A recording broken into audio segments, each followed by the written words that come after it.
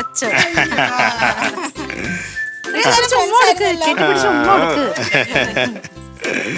ശരി എന്നാ. അമ്മ, ഓ ഈ ആന്റിനെ പറ്റിയല്ലേ നിങ്ങൾ അവിടെ കിടന്ന് അങ്ങനെ വഴക്കുണ്ടാക്കിയത്? വീട്ടിൽ വന്നാ പിന്നെ പോവൂലെന്നൊക്കെ പറഞ്ഞ്. നല്ല ആന്റി.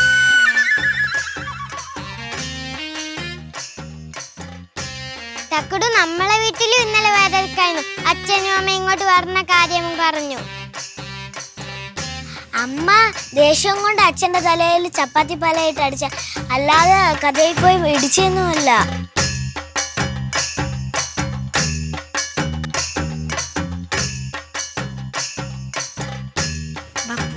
നിങ്ങൾ ഇറങ്ങട്ടെ. പോയില്ല. ശരി. ഓ